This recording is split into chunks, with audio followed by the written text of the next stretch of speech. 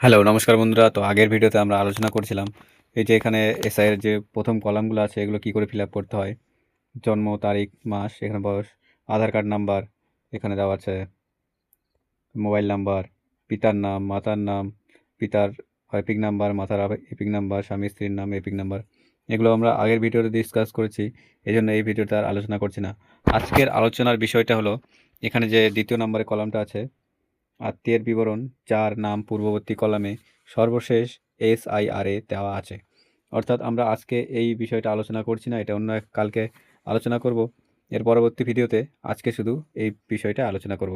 অনেকের কনফিউশন আছে, আত্মীয়ের নামটা এখানে কি দিব, সম্পর্কটা কি দিব, এখানে নামটা কার দিব, সব কিছুই ক্লিয়ারভাবে এই ভিডিওতে বলে দেব। এবং বিধানসভা ক্ষেত্রের নাম, অংশ নাম্বার, ক্রমিক নাম্বার, এই সব কিছুই আজকে কিন্তু এই ভিডিওতে বলে দিব একদম, যেটা সঠিক 100% সঠিক সেটাই বলবো, কোনো ভুল বলবো না। তো আপনারা বিএলও থেকে শুনে নিতে পারেন এটা আমি ঠিক বলছি না ভুল বলছি। ওকে, তো চলুন ভিডিওটা শুরু করি। তো আপনাদের এখানে কি দিতে হবে, প্রথমে তো আমি দেখিয়ে দিয়েছি, এখানে সব কিছু বসিয়ে দিবেন। আপনার যে নাম, আপনার কোনো নাম এখানে হবে না। মনে করুন আপনার বাবার নামের আপনি করবেন, আপনি সে ছেলে হন বা মেয়ে হন, আপনার বাবার নামটা এখানে দিয়ে দিবেন। ওকে, আপনি যদি মার নামে করতে চান সেটাও দিতে পারেন। মনে করুন আপনার বাবার নাম যেটা আছে সেটা আপনি এখানে বসিয়ে দিবেন। মনে করুন আমি দিলাম, আপনারা সব কিন্তু বড় হাতের লিখবেন। আমি এখানে বসিয়ে দিচ্ছি কিরণ দাস। ঠিক আছে, মনে করুন এর বাবার নাম কিরণ দাস, তো আপনি এভাবে বসিয়ে দেবেন কিরণ দাস। আর এপিক নাম্বার, এপিক নাম্বার তো অবশ্যই থাকবে ভোটার কার্ডে। আপনারা 2002 সালের যে লিস্টটা বের করেছেন সেই লিস্টে যে ভোটার নাম্বারটা আছে সেটা কিন্তু দিবেন। বর্তমানে যে আপডেট দেওয়া আছে সেটা কিন্তু দিবেন না। 2002 সালের যে লিস্টটা আছে সেটাই আপনার এখানে এপিক নাম্বারটা বসিয়ে দিবেন। তারপর যেটা সবথেকে কনফিউজের বিষয় হচ্ছে আত্মীয়ের নাম।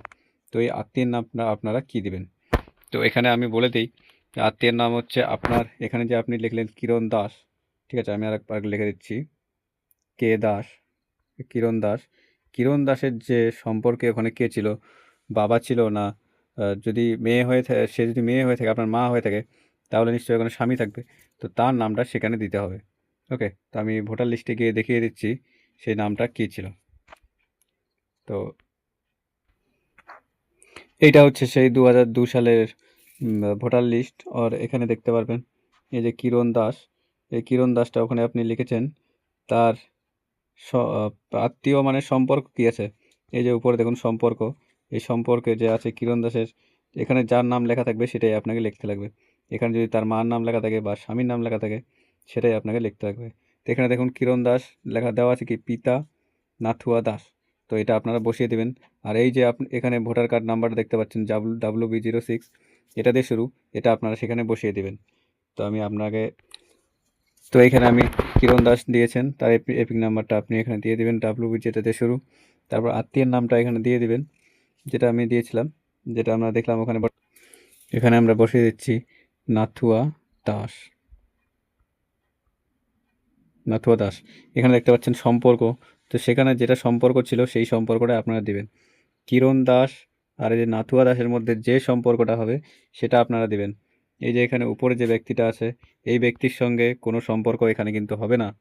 আপনাদের এই কলামের মধ্যে একমাত্র 2002 সালের যা কিছু আছে সব কিছু এখানে বসবে, তার বাইরে কোনো কিছু বসবে না।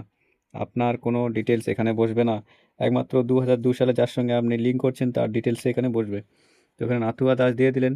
আর যে কিরণ দাস ছিল তার সঙ্গে নাথুয়া দাসের কী সম্পর্ক সেটা আপনি এখানে দিয়ে দিবেন।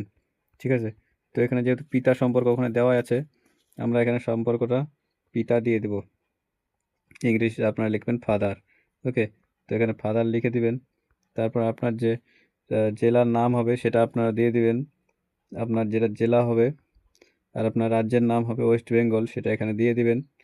ওকে, তারপর বিধানসভা ক্ষেত্রের নাম, যেটা আপনাদের বিধানসভা ক্ষেত্রের নাম, যেটা আপনাদের বিধানসভা সেটা এখানে দিয়ে দিবেন। তারপর এই যে তিনটা জায়গা আছে বিধানসভা ক্ষেত্রের নাম্বার, অংশ নাম্বার, ক্রমিক নাম্বার, এই তিনটা আপনাকে বলে দিচ্ছি কোথায় থেকে আপনারা নেবেন। তো আপনাদেরকে এই জন্য 2002 সালের যে ভোটার লিস্ট আছে সেটাতে যেতে হবে। ঠিক আছে, তো আমরা চলে যাচ্ছি 2002 সালের ভোটার লিস্ট। তো এইখানে আমরা যে প্রথমে পেজটাতে দেখব, এখানে দেখতে পাচ্ছেন বিধানসভা নির্বাচন ক্ষেত্র। তো বিধানসভা নির্বাচন ক্ষেত্রের নাম্বার কিন্তু এখানে 36 দেওয়া আছে। এখন কিন্তু আপনার চেঞ্জ হতে পারে, কিন্তু 2002 সালে যেটা ছিল সেটাই আপনাকে দিতে হবে। তো এখানে 36 নাম্বার ছিল। আর এখানে দেখতে পাচ্ছেন অংশ নাম্বার 169, এটা হচ্ছে অংশ নাম্বার। আপনি এখানে মনে রাখবেন এটা হচ্ছে 169 অংশ নাম্বার, এখানে বিধানসভা ক্ষেত্র নাম্বার। আর একটু নিচে যদি আমরা যাই, এখানে দেখতে পাবো কিরণ দাস, যে আপনার যে নামটা ছিল সেই নামটা কত নাম্বার ক্রমিক নম্বরে ছিল। এখানে দেখতে পাবেন ক্রমিক নাম্বার, ঠিক আছে। তো ক্রমিক নাম্বার কত নাম্বারে ছিল সেটা আপনারা এখানে দেখে নেবেন, সেটা ওখানে বসিয়ে দেবেন ক্রমিক নাম্বার। ওকে, তো কিরণ দাস এখানে আমরা দেখতে পাচ্ছি 170 নাম্বারে আছে। দেখুন এখানে 170 নাম্বারে কিরণ দাসের নামটা আছে। তো আমরা ওই ফর্মে চলে যাব। এরপর তো আমরা সেখান থেকে আবার ফর্মে চলে আসলাম। এখানে দেখতে পাচ্ছেন বিধানসভা ক্ষেত্রের নাম্বার। তো আমরা নাম্বারটা সেখানে দেখেছিলাম 36, তো আমরা এখানে 36 লিখে দেবো বিধানসভা ক্ষেত্রের নাম। অংশ নাম্বার আমরা দেখেছিলাম 169, তো আমরা এখানে 169 দেখে লিখে দেবো। আপনাদের যেটা হবে সেটা আপনারা লিখবেন, 169, 36 এগুলো কিন্তু লিখতে যাবেন না, না হলে কিন্তু ভুল হয়ে যাবে। আর ক্রমিক নাম্বার যেটা দেখেছিলাম কিরণ দাসের কত নাম্বার ক্রমিক নাম্বার ছিল, 170 নাম্বার ছিল। যেটা আপনাদের থাকবে সেটা কিন্তু বসিয়ে দেবেন, এগুলো কিন্তু বসাবেন না। তারপর একটু নিচে চলে আসবেন। নিচে আসার পর এখানে আপনারা যে আপনার সইটা এখানে কিন্তু করে দেবেন। সই যদি না পারেন তাহলে আপনার যে আহ, বাম হাতের বৃদ্ধা আঙ্গুল যেটা আছে সেটার আপনারা কিন্তু টিপ দিয়ে দিবেন, ঠিক আছে। আর তারিখ সহ এখানে আপনারা বসিয়ে দেবেন। এখানে বলে দিয়েছে তারিখ সহ আপনাদের সইটা কিন্তু করে দিতে হবে, যে আপনার যে সই এখানে সিগনেচারটা করে দেবেন। আর উপরে একটা ছবি বসিয়ে দিবেন, এখানে আপনার যে একটা কারেন্ট পাসপোর্ট ছবি এখানে বসিয়ে দিবেন। এটা কিন্তু আপনার ভোটার কার্ডে চলে আসবে। তো এরপর বিএলওকে আপনারা ফর্মটা জমা দিয়ে দেবেন। একবার দেখিয়ে নেবেন সব কিছু ঠিকঠাক আছে কিনা, তারপর বিএলওকে ফর্মটা জমা দিবেন। আর আজকের ভিডিও এই পর্যন্ত, দেখা হচ্ছে পরবর্তী ভিডিওতে।